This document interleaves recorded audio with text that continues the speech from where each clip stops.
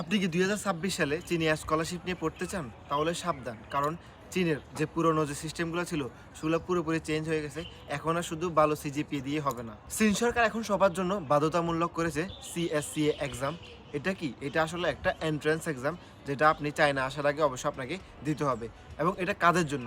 যারা সব ধরনের স্কলারশিপে এপ্লাই করতে চায় এবং টপ র‍্যাংকিং ইউনিভার্সিটিতে এপ্লাই করতে চায় তাদের জন্য। এক্সাম বা এই সিএসসি এক্সামের মধ্যে কি সাবজেক্ট থাকতেছে? Math, physics, chemistry. যারা ইঞ্জিনিয়ারিং ডিপার্টমেন্টে পড়বে তাদের জন্য এই ৩ টা সাবজেক্টে অবশ্যই এক্সাম দিতে হবে।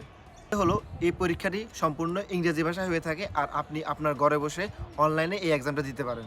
আসে খরচ এবং সময়। এই পরীক্ষাটি বছরে ৫ বার অনুষ্ঠিত হয় এবং খরচের দিকে হলে আপনি যদি একটা মেজরে এপ্লাই করতে চান তাহলে আপনাকে ৪৫০ ইউয়ান দিয়ে রেজিস্ট্রেশন করতে হবে।